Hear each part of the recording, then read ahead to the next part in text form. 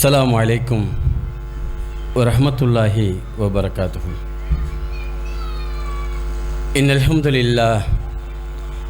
ஹம்துலில்லாஹி நஹ்மதுஹு வ நஸ்தஈனுஹு வ நஸ்தக்ஃபிருஹு வ நஊது பில்லாஹி மின் ஷுரூரி அன்ஃபுஸினா வ மின் ஸய்யிஆத்தி அமாலினா மை யஹ்திஹில்லாஹு ஃபலா முதில்ல லஹு வ மை யுத்லில்ஹு ஃபலா ஹாதிய லஹு.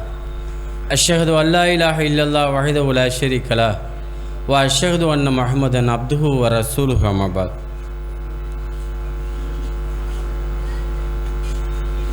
அஊது பில்லாஹி மினஷ் ஷைத்தானிர் ரஜீம். ரப்பி ரஹ்முஹுமா கமா ரப்பயானி ஸகீரா. கண்ணியத்திற்குரிய எல்லாம் வல்ல ஏக இறைவனின் நல்லடியார்களே, அல்லாஹுடைய மாபெரும் பேரருளால் நம்முடைய தேசிய கூட்டமைப்பு என்டிஎஃப் தொண்டி தௌஹீது பேரவையின் சார்பாக இன்றைய தினம் நடைபெற்று கொண்டிருக்கும் மார்க்க விளக்க கூட்டத்தில் பெற்றோர்களின் பொறுப்பும் பிள்ளைகளின் கடமையும் என்கிற தலைப்பின் கீழ் இஸ்லாம் நமக்கு எப்படிப்பட்ட பொறுப்பை பெற்றோர்களுக்கும் பிள்ளைகளுக்கும் சுமத்தி இருக்கிறது என்கிற தகவல்களை இந்த நேரத்தில் சுருக்கமாக அறிந்து கொள்ள கடமைப்பட்டிருக்கிறோம்.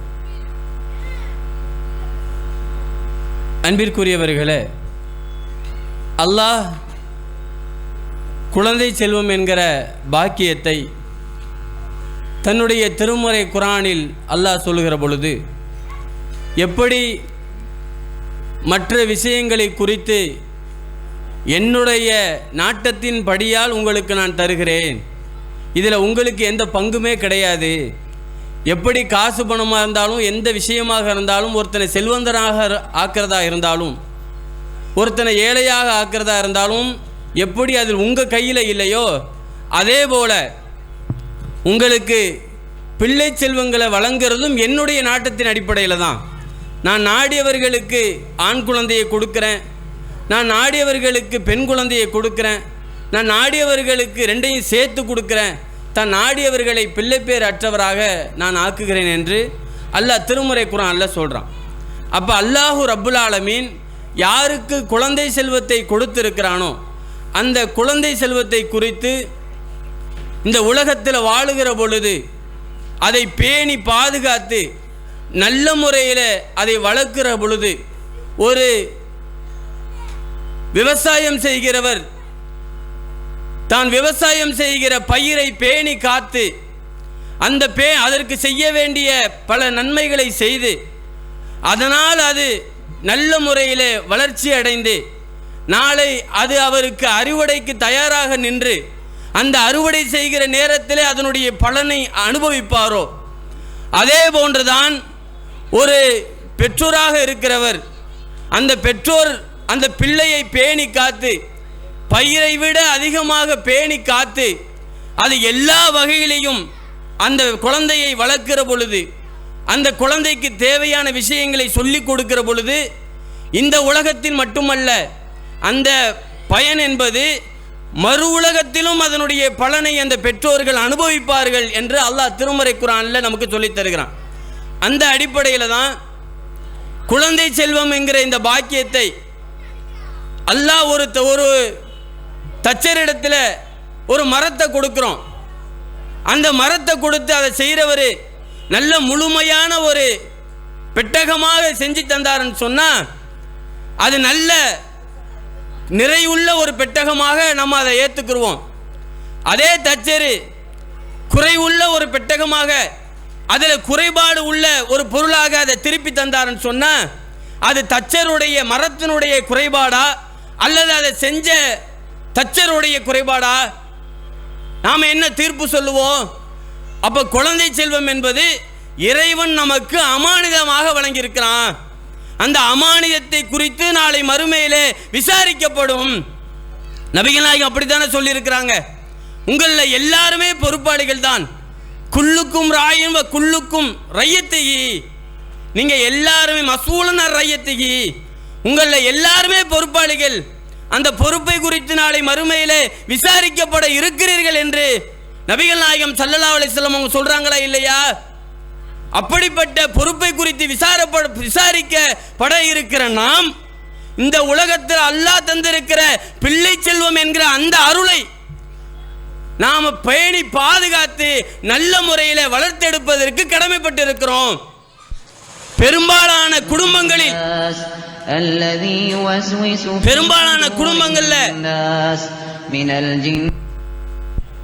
அது நடக்குதா? அந்த பிள்ளைகளே அந்த பெற்றோர்களுக்கு பாரமாகவும் அந்த பிள்ளைகளே பெற்றோருக்கு தொந்தரவு கொடுக்கக்கூடிய ஒரு நிலையிலையும் மாறி போனதுக்கு என்ன காரணம்? அந்த பிள்ளைகளை குறித்து பெற்றோர்கள் மன உளைச்சலுக்கு ஆளானதற்கு என்ன காரணம்? நாம ஒரு இடத்துல தவறு இழைச்சிருக்கிறோம், நாம ஒரு இடத்துல கண்காணிக்கவும் நாம தவறிழைச்சிருக்கிறோம். அதனுடைய விளைவுதான் அது இன்றைக்கு நமக்கு மிகப்பெரிய ஒரு பாதிப்பாக எதிர்வினையாக நிற்குது. என்ன காரணம்? ஒரு தாய் பெத்தெடுத்துட்டாங்க குழந்தைய, அந்த தாய் பெத்தெடுத்த அந்த குழந்தை தாயினுடைய மடியிலே தவழுது, அரவணைச்சு அன்பையும் பாசத்தையும் கொட்டி கொட்டி தனக்கு ஒரு தேவை என்றால் கூட அந்த தேவையை குறைத்து கொண்டு அந்த குழந்தையினுடைய தேவைக்கே முக்கியத்துவம் கொடுத்து பெற்று எடுத்து வளர்த்திருக்கிறாரே அந்த தாயும் பெற்றோரும். அவர்கள் இந்த உலகத்தினுடைய தேவைகளை எல்லா விதத்திலையும் தன்னுடைய குழந்தைகளுக்கு எப்படியாவது செய்து கொடுத்திட வேண்டும் என்று முனைப்பு காட்டுகிறாங்களே, அந்த முனைப்பு என்பது அந்த குழந்தை தன்னுடைய தாயினுடைய மடிதான் முதல் பள்ளிக்கூடம் என்பதை நமக்கு ஏன் விளங்காமல் போனது? கண்ணாடி பிம்பமாக நம்மை பார்த்து பார்த்தே வளரக்கூடிய அந்த குழந்தை நாம் தான் முன்மாதிரியாக இருக்கிறோம், நாம் தான் முதல் ரோல் மாடலாக இருக்கிறோங்கிறத ஏன் நம்ம விளங்கல?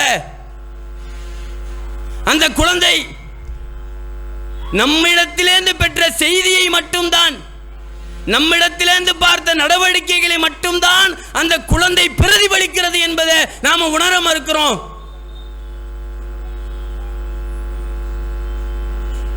அல்லாஹ் திருமறை குர்ஆன்ல ஒரு இடத்துல சொல்கிறான், லிம தக்கூலூன மா லா தஃபஅலூன் கபர மக்தன் இன்தல்லாஹி அன் தக்கூலு மா லா தஃபஅலூன். நம்பிக்கை கொண்டவர்களே, நீங்கள் செய்யாததை பிறருக்கு சொல்லாதீர்கள். நீங்க செய்யாத பிறருக்கு சொன்னீங்கன்னா அது இறைவனிடத்தில் மிகப்பெரிய குற்றமாக இருக்கிறது. குழந்தைகள் விஷயத்தில் என்னுடைய குழந்தை ஒழுக்கம் உள்ளவனாக, என்னுடைய குழந்தை பண்பாடு உள்ளவனாக, என்னுடைய குழந்தை மார்க்கத்தில் உள்ள நடவடிக்கைகளில் பேணுதல் உடையவனாக, பேசுகிற பேச்சிலே ஒழுக்கம், பார்க்கிற பார்வையிலே ஒழுக்கம், இப்படி எல்லா வகையிலையும் எல்லா குழந்தை என்பது சிறந்து விளங்க வேண்டும் என்று நினைக்கிற நாம் அந்த குழந்தை எல்லா நிலையிலையும் ஒரு கண்ணாடியின் பிம்பமாக பிரதிபலிக்கக்கூடிய நம்மைத்தான் அது உற்று நோக்குகிறது என்பதை மட்டுமே விளங்க மறுக்கிறோம். நீங்க கொஞ்சம் சிந்திச்சு பாருங்க. உலகத்திற்கு ஆசானாக இருந்த நபிகள் நாயகம் ஸல்லல்லாஹு அலைஹி வஸல்லம் அவர்கள் எதை சொன்னார்களோ, எந்த விஷயங்களை தன்னுடைய தோழர்களுக்கு எடுத்துரைத்தார்களோ அந்த விஷயங்களை எல்லாம் முதலிலே அவர்கள் நடைமுறைப்படுத்தினார்கள். சொல்லிட்டு இருந்துட மாட்டாங்க. உலகத்தில் உள்ள தலைவர்கள் எல்லாம் எப்படி சொல்லிவிட்டு தன்னுடைய தொண்டர்களுக்கு மட்டுமே அதை சொல்லிவிட்டு தலைவர்கள் எப்படி அதை கடைபிடிக்காமல் இருப்பார்களோ, அதே போல நபிகள் நாயகம் ஸல்லல்லாஹு அலைஹி வஸல்லம் அவர்கள் ஒருபோதுமே இருந்ததில்லையே. பண்பாடுகளின் உயரமாக, பழக்க வழக்கங்களின் உச்சமாக, நன்னடத்தையின் தலைவனாக அவர்கள் வாழ்ந்து காட்டி நல்ல மனைவிக்கு நல்ல கணவனாக, பிள்ளைகளுக்கு நல்ல தகப்பனாக, தொண்டர்களுக்கு நல்ல தலைவனாக அவர்களுடைய வாழ்க்கையெல்லாம் வாழ்ந்து காட்டிவிட்டு சென்றார்களே, அது நமக்கு எதை உணர்த்தது? நபிகள் நாயகம் ஸல்லல்லாஹு அலைஹி வஸல்லம் அவங்கள பத்தி சொல்றாங்க, போர்க்களத்தில் கூட நீங்க போய் போர் செய்யுங்க என்று சொல்லி பின்னால் நிற்க மாட்டாங்க. நபிகள் நாயகம் ஸல்லல்லாஹு அலைஹி வஸல்லம் அவங்கள பத்தி சொல்றாங்க, பத்ர் போர்க்களத்தில், அந்த பத்ர் போர்க்களத்தில் இஸ்லாத்தின் முதல் போர், அந்த பத்ர் போர்க்களத்தில் தன்னை கேடயமாக்கி நின்றாங்க. சொன்னதோட நிக்கல, குறைந்த எண்ணிக்கையை முதல்ல விட்டுட்டு பின்னாடி படை தளபதிக்கு படையை காத்துக்கிட்டு நிக்கல. எதை சொன்னாங்களோ, இறைவா இந்த கூட்டத்தை நீ அழித்து விட்டால், இந்த கூட்டம் இன்றைய தினம் இல்லாமல் ஆகிவிட்டால், உன்னை வணங்குவதற்கு இந்த பூமியில வேற ஒருவரும் இருக்க போவது இல்லை என்று சொன்னார்களே. அந்த தளபதி அந்த போர்ல தொண்டர்களுக்கு தன்னை கேடயமாக்கி நின்ற ஒரே தலைவன். இதுல என்ன விளங்குது? இந்த செயல்ல நமக்கு என்ன விளங்குது? சொல் மட்டுமல்ல, செயலிலும் முன்மாதிரியாக இருந்திருக்கிறாங்க. செயலிலும் முன்மாதிரியாக இருந்தார்கள். அதல்லவா பிரதிபலிக்கும், இவர் அல்லவா தலைவன் என்று அதுதான் அந்த தொண்டர்களுக்கு மத்தியிலே பிரதிபலிக்கும்.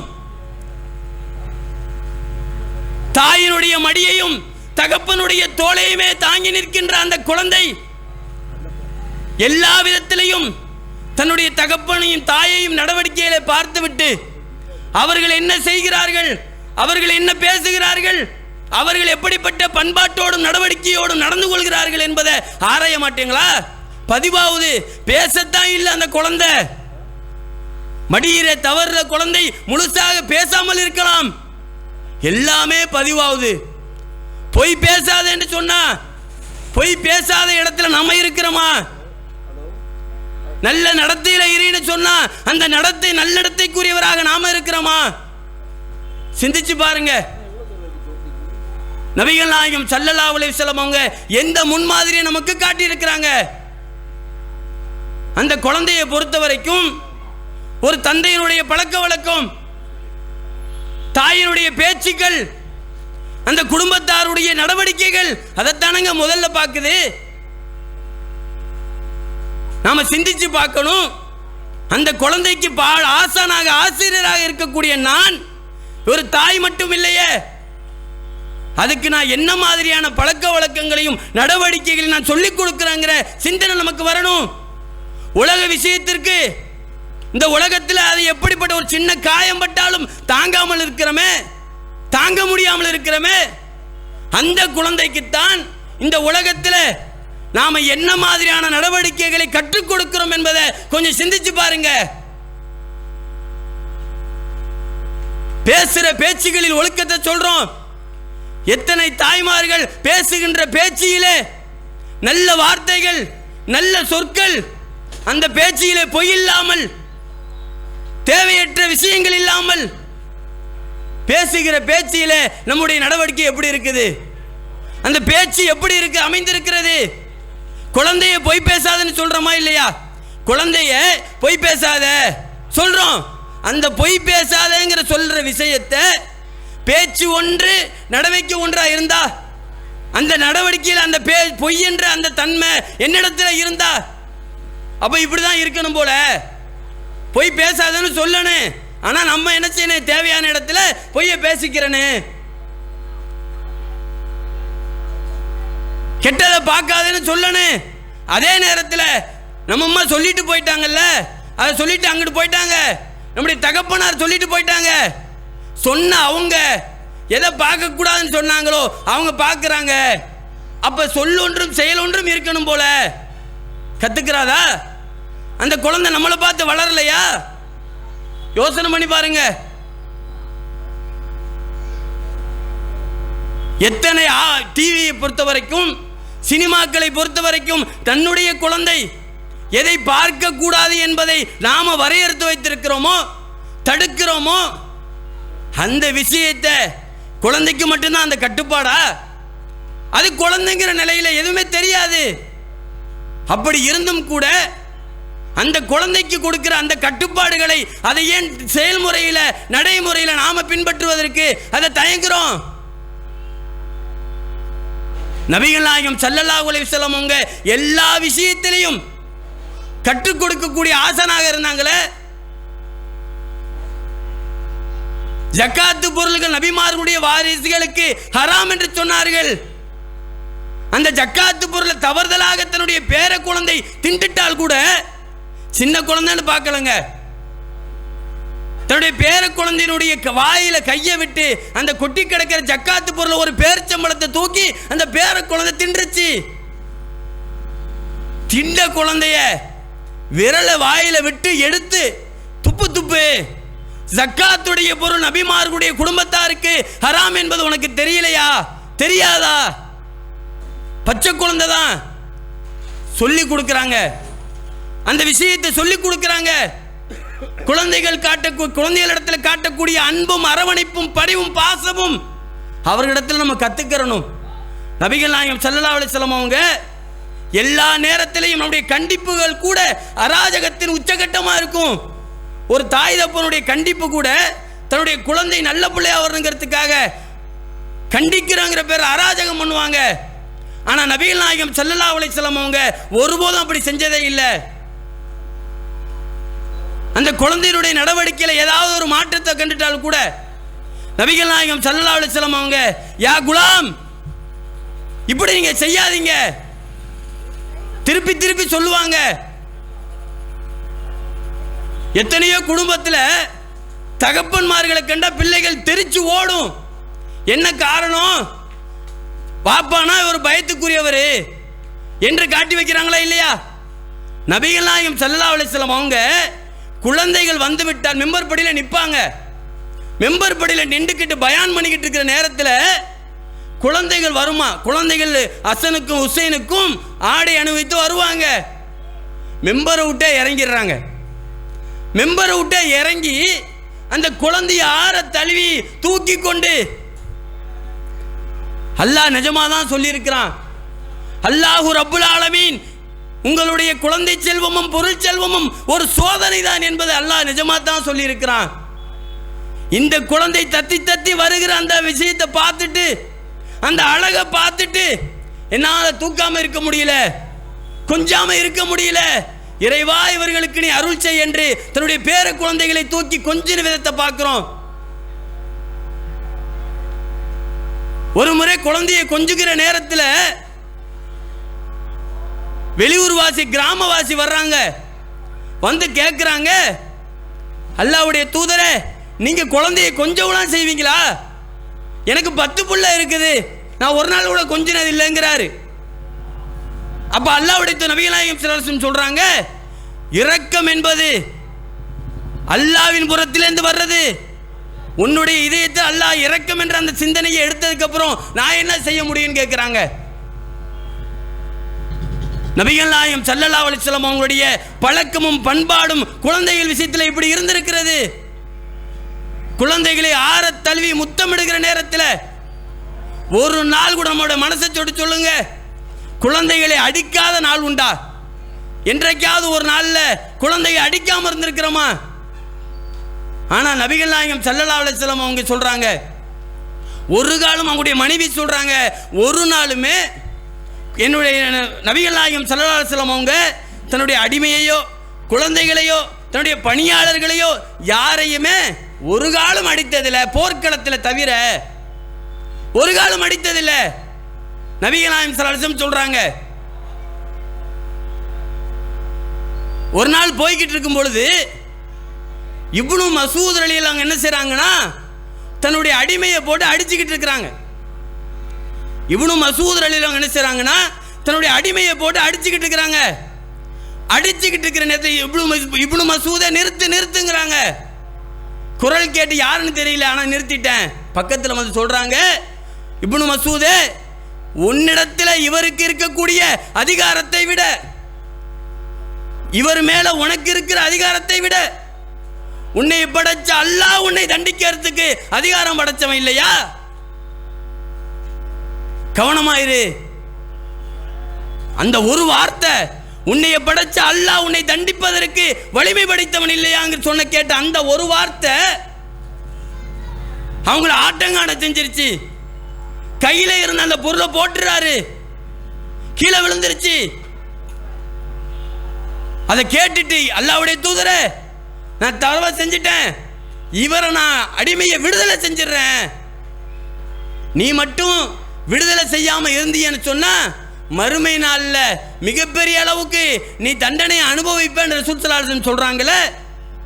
நாம் நம்முடைய குழந்தைகள் விஷயத்தில் அடிமை என்பவர்களே விலக்கி வாங்கி அவங்களை துன்புறுத்தி கொண்டிருந்த நேரத்தில் நபிகள் நாயகம் ஸல்லல்லாஹு அலைஹி வஸல்லம் அவர்கள் எந்த காரணத்தை கொண்டும் யாரையும் அடித்ததில்லை. அவங்கள்ட்ட 10 வருஷம் ஊழியம் செஞ்ச அனஸ் ரலியல்லாஹு அன்ஹு சொல்கிறாங்க. அனஸ் ரலியல்லாஹு அன்ஹு அவங்கள சின்ன குழந்தையாக இருக்கும் பொழுது அவங்களுடைய தாயார் கொண்டு போய் அல்லாஹ்வுடைய தூதரே இந்த அனஸை உங்களுக்கு ஊழியம் செஞ்சுக்கிறது வச்சுக்கிறங்க. அனஸ் ரலியல்லாஹு அன்ஹு அவங்கள்ட்டே வளர்றாங்க 10 வருஷம். அப்படி வளர்ந்த நேரத்தில் அவங்க சொல்கிறாங்க, நபிகள் நாயகம் ஸல்லல்லாஹு அலைஹி வஸல்லம் அவங்க ஒரு காலத்திலும் கூட ஏன் இந்த காரியத்தை நீ இப்படி செஞ்ச, ஏன் இந்த காரியத்தை நீ இப்படி செய்யல என்று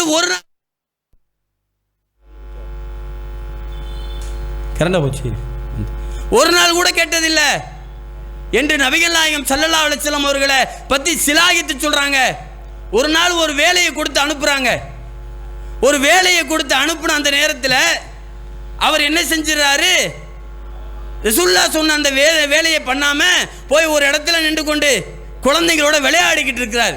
விளையாட்டு பருவனால விளையாண்டுக்கிட்டு இருக்கிறாரு.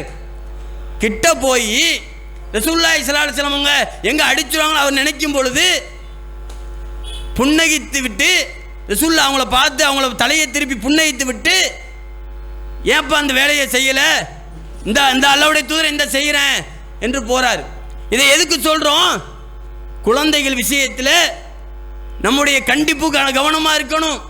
குழந்தைகள் விஷயத்தில் நம்முடைய அரவணைப்பு கவனமாக இருக்கணும். நம்முடைய எல்லா விஷயங்களும் குழந்தைகள் விஷயத்தில் கவனமாக இருந்துச்சுன்னு சொன்னால் அவங்களுக்கு கல்வி கொடுக்கிற விஷயம், 2 குழந்தைங்க 3 குழந்தைகள் இருந்தால் அந்த குழந்தைகளுக்கு இடத்துல பாரபட்சம் இல்லாமல் அது மாதிரிலாம் நம்ம செஞ்சுருக்கிறோமா எல்லாமே பதிவாகுமே. குழந்தைகளுக்கு மத்தியில் பாரபட்சம் கூட நீங்கள் காட்டிடாதீங்க. நம்ம இன்னைக்கு சர்வசாதாரணமாக ஒரு குழந்தையை காட்டி இன்னொரு குழந்தையை மட்டும் தட்டுறோம், அல்லது ஒரு குழந்தை இருந்துச்சுன்னா வேற குழந்தையை காட்டி அந்த குழந்தையை மட்டும் தட்டுறோம், எடுக்கிற மதிப்பெண்களில் மட்டும் தட்டுறோம், அந்த குழந்தையை பாரு இந்த குழந்தையை பாரு சொல்றோம். ஆனால் அல்லாஹ்வுடைய நபிகள் நாயகம் ஸல்லல்லாஹு அலைஹி வஸல்லம் காலத்தில் இது மாதிரி எந்த விஷயமும் இல்லையே. அந்த குழந்தைகள் விஷயத்தில் ஒரு காலம் நீங்க மட்டும் தட்டிடக்கூடாது. கொடுக்கிறத கூட அந்த குழந்தைகளுக்கு செய்கிற அந்த விஷயங்கள்ல கூட ஒரு சகாபி வந்து சொல்றாங்க, அல்லாஹ்வுடைய தூதரே நான் என்னுடைய மகனுக்கு இவ்வளவு தொகையை வந்து நான் கொடுக்கறதுக்கு நான் நினைச்சிருக்கிறேன், அதுக்கு உங்களை நான் சாட்சி ஆக்குறேன்னு சொன்னவனையே ரசூலுல்லாஹி ஸல்லல்லாஹு அலைஹி வஸல்லம் என் மனைவி சொல்லிருச்சு, ரசூலுல்லாஹ்வை சாட்சியாக்கி நீங்கள் அவர்கிட்ட கொடுங்க.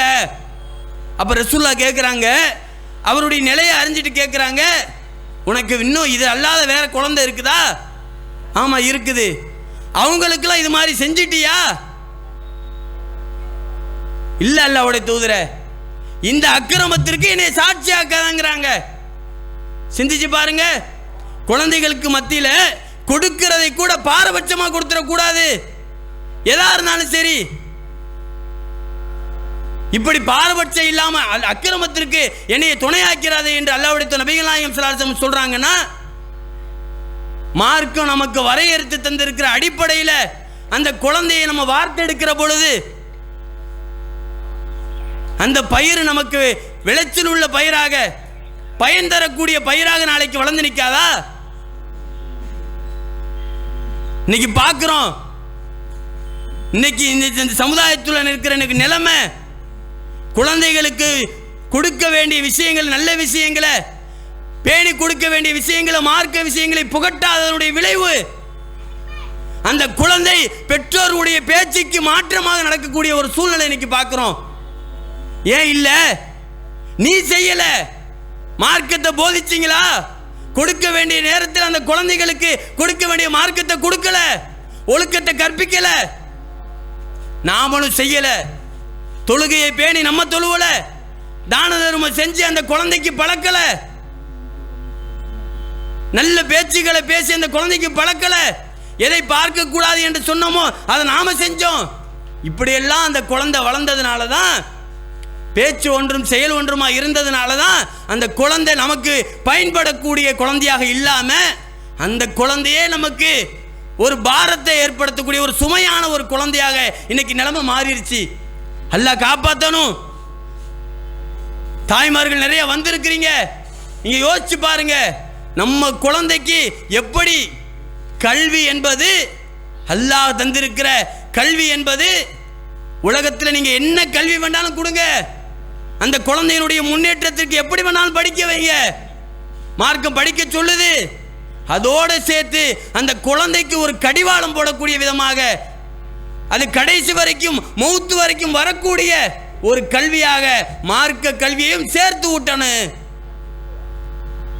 ரசூலுல்லாஹ் சொன்னாங்களே, ஒரு மனுஷனுக்கு அவனுடைய மௌத்து வந்துருச்சுன்னு சொன்னா ஒரு மனுஷனுக்கு 3 விஷயங்கள் தவிர எல்லாமே அறுபட்டு போயிருது. 3 விஷயங்கள் அதுதான் வரும், அதை தவிர வேறு எல்லாமே அறுபட்டு போயிருது. மூத்தா போயிட்டார்னா அதை சொல்றாங்க, ஒன்று அவன் செஞ்ச நிலையான தர்மம். உங்களுக்குண்டு நாம மரணிச்சிட்டாலும் கூட நமக்காக நாளைக்கு வரணும்னு நீ நினைச்சிங்கன்னு சொன்னா அந்த நிலையான தர்மம், எதையாவது ஒரு பள்ளிவாசலுக்கு கொடுக்கறது, அறப்பணிகளுக்கு கொடுக்கறது, ஒரு நிழல் கூடையை கட்டி விடுறது, ஒரு குரானை வாங்கி கொடுக்கறது, தொழுகை நேரத்தில் ஒரு தொழுகைக்கு இடம் வாங்கி கொடுக்கறது, இப்படி செஞ்சிருக்கிற இந்த நிலையான தர்மம் நாளைக்கு நம்முடைய மரணத்திற்கு பிறகு வந்துகிட்டு இருக்கும். அடுத்ததா சொல்றாங்க பயனுள்ள கல்வி. பயனுள்ள கல்வி உங்களிடத்திலிருந்து என்ன இல்மு இருந்துச்சோ, உங்களிடத்திலிருந்து என்ன கல்வியாக மார்க்க அறிவாக இருந்துச்சோ அதை பிற மக்களுக்கு சொல்லுங்க. அந்த கல்வி மூலமாக அதை யாரெல்லாம் பின்பற்றுகிறார்களோ அந்த கல்வி என்ன விளைவை ஏற்படுத்தினச்சோ அந்த விளைவின் காரணமாக எத்தனை பேர் அதனால் பயன்பெற்றார்களோ அதுவெல்லாம் நாளை மறுமையில் உங்களுக்கு வந்து சேரும். அடுத்ததா சொல்றாங்க முக்கியமான விஷயம், உங்களுக்காக துவா செய்கிற பிள்ளைகள். நம்ம மூத்தா போயிட்டாலும் அல்லாஹ் மறுமையில் ஒரு அடியானை கூப்பிட்டு சொல்லுவானா, அவன் எதிர்பார்க்காத, அவன் அறியாத, அவன் நினைச்சு கூட பார்க்க முடியாத பரிசுகள் அள்ளி கொடுப்பானா அல்லாஹ். அப்படி அல்லாஹ்வுடைய இடத்திலிருந்து அவனுக்கு அந்தஸ்துகளை உயர்த்துகிற பொழுது நினைச்சு கூட பார்க்கல அந்த மனுஷன் கேட்பானா, இதெல்லாம் நான் செஞ்சேன், இது எப்படி எனக்கு கிடைச்சிச்சு? அல்லாஹ் சொல்லுவானா, உலகத்தில் நீ செஞ்சப்பா விட்டுட்டு வந்திய சாலிகான புள்ள, அந்த சாலிகான புள்ள செஞ்ச துவாவினால் உனக்கு கிடைச்சிருக்கிறது. அந்த சாலிகான புள்ள உன் பேரால் செஞ்ச நல்ல விஷயங்கள் கிடைச்சிருக்கிறது என்று சொன்னால் அதில் நம்ம கவனமாக இருக்கணுமே. நம்முடைய மரணத்திற்கு பிறகும் நம்முடைய குழந்தை நமக்கு பயன் தரக்கூடிய குழந்தையாக இருக்க வேண்டும் என்று சொன்னால் அந்த குழந்தைய பேணி வளர்க்கக்கூடிய விஷயத்தில் கண்ணும் கருத்தமாக கோட்டை விட்டுறக்கூடாது. அல்லாஹ் தந்திருக்கிற இந்த அருள் செல்வத்தில் கோட்டை விட்டுறக்கூடாது. நாம செய்யறதுல நாம கவனம் தவறுன காரணத்தினால தான் அளவுக்கு மீறி பாசம் வச்சு நாம செய்யக்கூடாம செஞ்சு அந்த குழந்தை மேல கண்மூடித்தனமான பாசம் வச்சு ஒரு பிள்ளை தான் கெட்டதெல்லாம் வாங்கி கொடுக்கணும். கண்மூடித்தனமான பாசம் அந்த குழந்தைகள் தவறு செஞ்சால் கூட சில தாய்மார்களும் பெற்றோர்களும் கண்டிக்க முடியாத ஒரு சூழ்நிலை. மார்க்கம் அப்படி நமக்கு கற்றுத்தருதா? யோசிச்சு பாருங்க. குழந்தை மேல அளவு கடந்த பாசம் வைக்கிறது ஓகே, அந்த பாசத்தினால் அந்த குழந்தை தவறு செஞ்சாலும் கூட அந்த தவறையும் கண்டுகொள்ளாமல் இருந்தா அது என்ன விளைவை ஏற்படுத்தும்? கண்டிக்க வேண்டிய விதத்தில் கண்டிக்கணும், சொல்ல வேண்டிய நேரத்தில் சொல்லணும். இதுதான் நாளை மறுமையில் நமக்கு வந்து சேருங்கிறதையே மறந்துட்டோம். அந்த குழந்தைக்கு செய்ய வேண்டிய விஷயத்தை செய்யாதனால அவன் வளர்றான். அந்த குழந்தை கேட்டது எதுவெல்லாம் கேட்டதெல்லாம் கிடைச்சிரும், எதிர்பார்த்ததெல்லாம் கிடைச்சிரும். எங்க வாப்பா எடுத்தோன்னா உடனே வாங்கி தருவாரு, எங்க அம்மா எடுத்தோன்னா உடனே நடந்துரும். இதுவெல்லாம் அவனுடைய மனசுல ஆள பதிஞ்சு ஒரு நேரம் அவன் கேட்டது உங்களால் கொடுக்க முடியாட்டி கூட அதனால அவன் எடுத்துக்கிற முடிவு யோசிச்சு பாருங்க. அதனால அவன் என்ன ஒரு பைக் வாங்கி கொடுக்கலங்கிறதுக்காக, அவன் ஆசைப்பட்ட ஒரு பொருளை வாங்கி கொடுக்கலங்கிறதுக்காக எத்தனையோ பேர் விபரீதமான முடிவுகள்லாம் எடுத்திருக்கிறாங்க. இது எதனால வந்துச்சு? ஒரு தகப்பனுக்கு தெரிய வேண்டாம், ஒரு தாய்க்கு தெரிய வேண்டாம், இவனுக்கு இந்த நேரத்தில் உனக்கு என்ன வேண்டும்? 10ஆம் கிளாஸ் கூட மாறலாட்டி 20,000 ரூபாய்க்கு போன் எதுக்குங்க? ஒரு காலத்தில் தேவையை மிஞ்சி தேவைக்கு இருந்தது என்பது இன்றைக்கு அதுவே மிகப்பெரிய ஒரு கூராயுதமாக சமுதாயத்தினுடைய குழந்தைகளையும் இளைஞர்களையும் குத்தி நாசமாக்கி கொண்டிருக்கிற அந்த செல்போன் என்கிற கொடூரம் வெறுமனே பேசுவதற்கு மட்டுமே பயன்பட்டு கொண்டிருந்த அந்த காலம் பொற்காலமாக இருந்துச்சு. இன்னைக்கு அது நம்மளுடைய எல்லையை மீறி அதனால் ஏற்படுகிற விளைவுகள் யோசிக்க மாட்டோமா? இந்த நேரத்தில் இந்த வயசில் உனக்கு தேவையாங்கிறத ஆய்வு பண்ண மாட்டோமா? அதே குழந்தை ஒரு பெரிய குழந்தையா இருக்கு, அந்த குழந்தையினுடைய பெண் குழந்தை அது யார்கிட்ட பேசுது, என்ன பேசுது, எப்படி பேசுது என்பதை ஆய்வு பண்ண மாட்டோமா? பாசம் நமக்கு கண்ணை மறைக்கணுமா? இப்படியெல்லாம் செய்யறதுனால தானங்க நாளைக்கு நம்முடைய பேச்சை கேட்காமல் ஒரு கட்டத்தில் தவறான விபரீதங்களான முடிவுகளை எடுத்துக்கொண்டு செல்வதற்கு இதுவே ஒரு காரணம் அமைஞ்சிருது. அப்ப யோசிப்போமே, ஒரு பெண்ணுக்கு திருமண வயசு வந்தால் கூட அவளுக்கு அந்த அதை பற்றிய ஒரு ஞானம் இருக்கணும். நாம இஸ்லாத்தில் இருக்கிறோம், இஸ்லாம் என்கிற அழகிய மார்க்கத்தில் இருக்கிறோம். அந்த மார்க்கையில மறுமை என்ற ஒன்றை நம்புகிறோம். அந்த மறுமையில அல்லாஹ் சொர்க்கத்தையும் நரகத்தையும் தர இருக்கிறான். இந்த உலகத்தில் செய்கிற தவறு என்பது நாளை மறுமையிலே அல்லாஹ்விடத்தில் நம்ம மாட்டிக்கிறோம். உலகத்தில் எதை தேர்ந்தெடுத்தாலும் அல்லாஹ் ஒரு வரையறையை வச்சிருக்கிறான். அதில் நாம் தேர்ந்தெடுக்கக்கூடிய கணவனாக இருந்தாலும் சரி, நாம் தேர்ந்தெடுக்கக்கூடிய மனைவியாக இருந்தாலும் சரி, அது இம்மைக்கு மட்டுமல்ல, வெறுமனே அழகுக்கு மட்டுமல்ல, என்னுடைய குழந்தைக்கும், நான் பிறகு பெற்றெடுக்க போற குழந்தைக்கும் சிறந்த தாயாக, சிறந்த கணவனாக, சிறந்த தகப்பனாக அவன் இருக்க வேண்டும் என்கிற சிந்தனையே வராம போனுச்சு. ஒழுக்கம் என்பதை எடுபட்டு போனதுனால தான் எதை தேர்ந்தெடுக்கணும், எதை தேர்ந்தெடுக்க கூடாது என்கிற விஷயத்தில் தவறளிக்கக்கூடிய இளம்பெண்கள். அல்லாஹ் திருமறை குர்ஆன்ல சொல்றானே, திருமறை குர்ஆன்ல ரப்புல் ஆலமீன் சொல்கிறான், நம்பிக்கை கொண்ட பெண்களுக்கு நீங்க மனமுடிச்சு கொடுங்க. நம்பிக்கை கொண்ட பெண்களை, சாலிகான பெண்களுக்கு நீங்க மனமுடிச்சு கொடுங்க. யாரை விட? நம்பிக்கை கொண்ட ஆணுக்கு மனமுடிச்சு கொடுங்க. இறை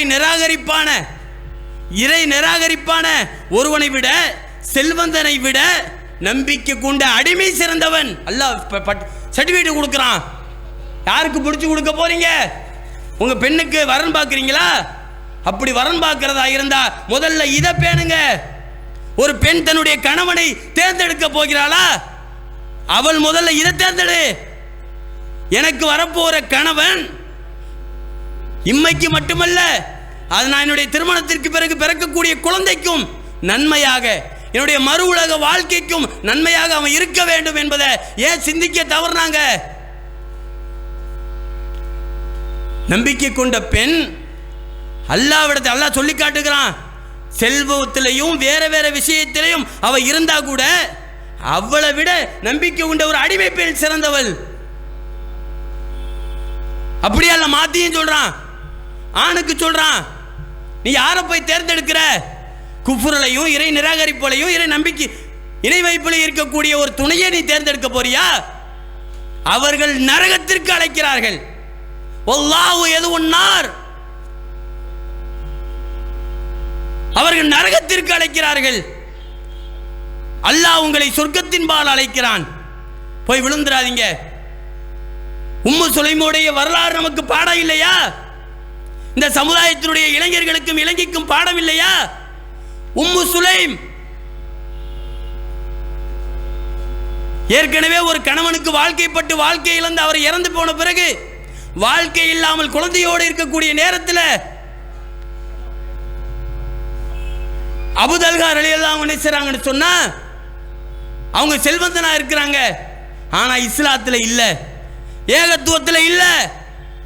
அவங்க போய் பெண்ணு கேட்கிறாங்க, உம்மு சுலைமே, உங்களை நான் மனைவியா ஏத்துக்கிறதுக்கு நான் விரும்புறேன், திருமணம் பண்றதுக்கு விரும்புறேன், நீங்க என்ன சொல்றீங்க? குழந்தையும் நான் பாதுகாத்துக்கிறேன்.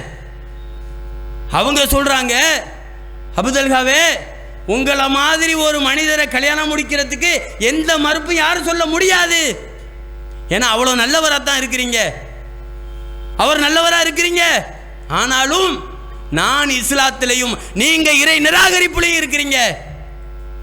நான் இஸ்லாத்தில் இருக்கிறேன், ஏகத்துவ ஜோதியில இருக்கிறேன், இணை வைப்புன்ற குஃபுர்ல நீங்க இருக்கிறீங்க. அந்த விஷயம்தான் என்னைய உங்களை திருமணம் முடிப்பதற்கு தடையாக இருக்கிறது. நீங்க மட்டும் இஸ்லாத்தை ஏத்துக்கிட்டீங்கன்னு சொன்னா நான் திருமணம் முடிக்கிறேன், அதையே மகராக ஏற்றுக்கொண்டு நான் திருமணம் முடிச்சுக்கிறேன். எப்படிப்பட்ட பெண்மணி! திருமணம் ஆகாத பெண்களுக்கு கணவன் கிடைக்கிறது மிகப்பெரிய விஷயம்னு சொன்னா, ஏற்கனவே ஒரு கணவனுக்கு வாழ்க்கைப்பட்டு கணவனை இழந்து நிற்கிற ஒரு பெண் நமக்கு வாழ்க்கை வந்தா போதுன்னு ஏத்துக்கிறல. நாம் ஏற்றுக்கொள்ளக்கூடிய இந்த திருமணம் என்பது இம்மைக்கும் மறுமைக்கும் எனக்கு பயனுள்ளதாக இருக்க வேண்டும் என்று உம்மு சுலைம் ரலியல்லாஹு அன்ஹா அவர்கள் முடிவெடுத்தார்களே, அதை கொஞ்சம் சிந்திச்சு பாருங்க. இதோட முடிஞ்சிருமா? அந்த குழந்தை பண்பாடு பழக்க வழக்கம் நல்லவனாக வளர்க்கிற பொழுது சில தாய்மார்கள் பெற்றோர்கள் படுக்கையில கிடந்து மலஞ்சலம் கழிக்கிற அந்த நேரத்தில் அதை ஏறெடுத்தும் பார்க்க முடியாத, எட்டி கூட பார்க்க மனமில்லாத ஒரு மிகப்பெரிய ஒரு துர்பாக்கியசாலியாக அந்த பெற்றோர்கள் ஆவதற்கு என்ன காரணம்? மகன் பார்க்கல, தெருவுலத்துக்கு வீசிட்டான், மக பார்க்கல, பராமரிக்கல, இத்தனை சொந்த பந்தங்கள் இருந்தும் அனாதையாக தூக்கி வீசப்பட்டவர்கள் எத்தனை பேர்? ஏன்பா, ஏன் தாயினுடைய காலடியில தான்ப்பா அவளுக்கு பணிவிடை செய்வதன் மூலமாக சொர்க்கத்தை நீ அடையவில்லை என்றால் அவனுடைய மூக்கு மண்ணை கவட்டும் என்று அல்லாஹ்வுடைய தூதர் சொன்னாங்களே, அந்த அறிவுரை ஏன்பா உன்னுடைய உள்ளத்தில் உழல? ஒரு பெற்றவள் என்பவள் திருப்பி திருப்பி சொல்லும் போது கூட, அல்லாஹ்வுடைய தூதரே, அழகிய முறையில் உறவாடுவதற்கு எனக்கு யார் தகுதியானவர்? இந்த உலகத்தில் ஒரு ஃப்ரெண்டு கேட்டான்னு சொன்னா, ஒரு நண்பன், ஒரு இளைஞி, ஒரு தோழமை இடத்துல பேசுறதுக்கு கூட மணிக்கணையும் நாள் கணக்கையும் செலவழிச்சுக்கிட்டு இருக்கிற அந்த நேரத்தில் அந்த தாயோடு நீ நல்ல முறையில் உறவாடு. அந்த உறவு என்பது ரசூலுல்லாஹி ஸல்லல்லாஹு அலைஹி வஸல்லம் சொல்றாங்க, நான் அழகிய முறையில் உறவாடுவதற்கு தகுதி உன்னுடைய தாய் தான். நீ படுக்கையில் கிடக்கும் பொழுது, தாயினுடைய கருவறையில் அந்த வெளியே வந்து நிற்கும் பொழுது மாற தேடி ஓட முடியுமா உன்னால? யோசிச்சு பார்க்க வேணாமா? அட, தாயினுடைய மடியை தேடி உன்னால் ஓட முடிஞ்சதா? கத்த முடியும், கத்தத்தான் முடியும். அவ தூக்கி அணைச்சி அந்த மாறில அவள் உனக்கு தேவையானதை கொடுக்காத வரைக்கும் நீ உயிர் வாழ முடிஞ்சிருக்குமா? இப்ப தூக்கி எட்டி மிதிக்கிற, அவளுடைய தேவைக்கு உன்னால் கொடுக்க முடியல, அவளை மனசு நோகடிக்கிற. அவர்களுடைய கண்ணீர் என்பது உன்னை சும்மா விடுமா? அல்லாஹ்வுடைய நபிகள் நாயகம் ஸல்லல்லாஹு அலைஹி வஸல்லம் சொன்னாங்களே, பாதிக்கப்பட்டவனுக்கும் அல்லாஹ்வுக்கும் மத்தியில எந்த திரையும் இல்லைன்னு சொன்னாங்க. யாரு பாதிச்சாலும் சரி, வெளியில உள்ளவன் பாதிக்க வேண்டியது இல்லை. வீட்டில் இருக்கக்கூடிய பெத்த தாயும் தகப்பனும் பாதிச்சாலேயே, மனசு நொந்து போனாலேயே, அந்த பதுவா என்பது நாளை மறுமையில நம்மளை பிடிக்காதா? இந்த உலகத்தில் நம்மளை சீரழிக்காதா? இதையே சிந்திக்க மறுக்கிறோம், இதையே சிந்திக்க தவறணும். யோசிச்சு பாருங்க. அப்ப அன்றைக்கு முற்பகல் செய்யின் பிற்பகல் விளையும் என்று சொல்வார்கள். நான் போட்ட விதை ஒன்று போட சொர ஒன்றா முளைக்குன்னு கேட்பாங்களா இல்லையா? அந்த மாதிரி என்ன பயிற்றுவித்தமோ, என்ன சொல்லி கொடுத்தமோ, அதுதான் நாளைக்கு அறுவடையாக நமக்கு வந்து நிற்கிது. அல்லாஹ்வுடைய நபிகள் நாயகம் ஸல்லல்லாஹு அலைஹி வஸல்லம் அவர்கள் சொன்னது மாதிரி கடைசி நேரத்தில் ரசூலுல்லாஹ் சொன்னாங்களே, உன்னுடைய தாய்க்கு பணிவிடை செய்வது மூலமாக ரமலான் மாசம் அந்த ரமலான் மாசத்தில் பாவ மன்னிப்பு கேட்காம நரகத்தை அடைகிறானே, அவன் மூக்கும் மண்ணை காவட்டும். தன்னுடைய தாய் தகப்பன் தள்ளாத வயசுல இருந்தும் அந்த தாய் தகப்பனுக்கு செய்ய வேண்டிய நல்ல விஷயங்களை செய்யாம ஒருத்தன் நரகத்தை அடைகிறான்னு சொன்னா அவன் மூக்கும் மண்ணை காவட்டும் சொல்றாங்களே. வெறுமனை பேச்சுக்கு மட்டும்தானா, நடைமுறைக்கு இல்லையா? சிந்திச்சு பாருங்க. நாம் எதை நோக்கி போகிறோம், நம்முடைய பிள்ளைகளுக்கு என்ன சொல்லிக் கொடுக்குறோம், திருப்பி திருப்பி அந்த குழந்தைக்கு என்ன வேணும் என்ன செய்யக்கூடாது என்பதை திருப்பி திருப்பி சொல்லும் பொழுது ஒரு சாலிகான குழந்தை அல்லாஹ்விடத்தில் கேளுங்க, அல்லாஹ்விடத்தில் ரப்புல் ஆலமீன் கையேந்துங்க. அல்லாஹும்ம ரப்பனா வ ஹப்லனா மின் அஸ்வாஜினா வ துர்ரியாத்தினா குர்ரத்த அய்யூனின் வஜஅல்னா லில் முத்தகீன இமாமா. திருமறை குர்ஆன் நமக்கு சொல்லித் தருகிறது. இந்த துஆவை எத்தனை பேர் மனனம் செஞ்சு வச்சிருக்கோம்னு தெரியல, அல்லாஹ் நமக்கு சொல்லித் தர்றான். இறைவா, அல்லாஹும்ம, இறைவா என்னுடைய பிள்ளைகளிலும் என்னுடைய குடும்பத்திலும் என்னுடைய குழந்தைகளிலும் நீ எனக்கு கண் குளிர்ச்சி ஏற்படுத்தி நிம்மதியை ஏற்படுத்தி கேட்க சொல்றான் அல்லாஹ். அல்லாஹும்ம ரப்பனா வ ஹப்லனா மின் அஸ்வாஜினா, மனைவிமார்களிலும் எனக்கு நிம்மதியை ஏற்படுத்தி, வ துர்ரியாத்தினா குர்ரத்த அய்யூனின், அதெல்லாம் எனக்கு கண் குளிர்ச்சியா இருக்கணும், எனக்கு நிம்மதியை எடுக்கணும். வஜஅல்னா லில் முத்தகீன இமாமா, நல்லவங்களுக்கு நல்ல மக்களுக்கு எங்களையும் முன்மாதிரி ஆக்கி வைட அல்லாஹ் என்று நீங்கள் கேட்க வேண்டும் என்று அல்லாஹ் நமக்கு திருமறை குர்ஆனில் சொல்லித் தருகிறானே. ஒரு தாய் படுகிற எல்லா சிரமத்தையும் பார்த்துவிட்டு, ஒரு தகப்பன் உனக்காக ஓடுகிற எல்லா விஷயத்தையும் அல்லாஹ் பார்த்துவிட்டு ரப்புல் ஆலமீன் நமக்கு அவர்களுக்காக நீ கேளுப்பாங்கிறான். எத்தனை பேர் கேட்டோம்? நம்முடைய தொழுகையில் எத்தனை பேர் கேட்டோம்? ரப்பிர்ஹம்ஹுமா கமா ரப்பயானி சகீரா. இறைவா, சின்ன பிள்ளையா இருக்கும் பொழுது என்னை அவர்கள் எவ்வாறு பராமரித்தாங்களோ, சின்ன பிள்ளையா இருக்கும் போது என்னை எப்படி பராமரித்து வளர்த்தாங்களோ, அப்படி நீயும் அவர்களுக்கு ரப்பாயினி அவர்களுக்கு அருள் செய் இறைவா என்று அல்லாஹ் நம்மளை கேட்க சொல்றான். அப்படிப்பட்ட கேட்கக்கூடிய சாலிகான குழந்தையாக இன்றைக்கும் பார்க்கிறோம். அளவுக்கு மீறி வயசுக்கு மீறி அவர்களுடைய செயல்பாடுகள் 15 வயசை கடந்துட்டா போதும், அந்த ஒரு பக்கம் தாய் தப்பம் கொடுக்கிற அளவில்லாத அளவு கடந்த செல்லம் அந்த குழந்தையை கண்டிக்க வேண்டிய விதத்தில் கண்டிக்காம கெட்டதெல்லாம் வாங்கி கொடுத்ததுனால இன்னைக்கு எத்தனையோ சீரழிவுகள். ஒரு சீரழிவுகள் வயசுக்கு மீறின 10 15 வயசு 16 வயசுல எல்லாம் அவனுடைய நிலைமைக்கு மேலே பெரிய பெரிய வாகனங்களை வாங்கி கொடுத்து அதனால் ஏற்படுற விபரீதங்கள் விபத்துகள். ஒரு வருஷத்துக்கு 4.5 லட்சம் பேர் பைக் விபத்தில் மட்டுமே சாவுறான். இந்தியாவில் ஒரு வருஷத்துக்கு 4.5 லட்சம் பைக் விபத்துகள் நடக்குது. அந்த விபத்துகள் எல்லாம் இந்த மாதிரி ஒரு அளவு வச்சிருக்கானா இல்லையா, ஒரு லைசன்ஸ் கொடுக்கறானா இல்லையா, இந்த வயசுல தான் இது ஓட்டணும், இந்த வயசுல தான் இதை செய்யணுட்டு,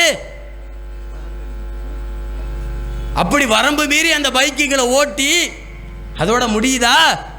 நீங்க கண்காணிங்க, பெற்றோர்களா இருக்கக்கூடிய பெற்றவங்க கண்காணிக்கணும்.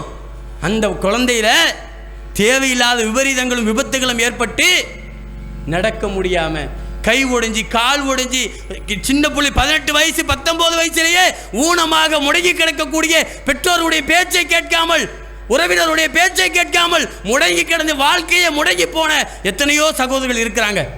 இந்த ஊர்லயும் இருக்கிறாங்க.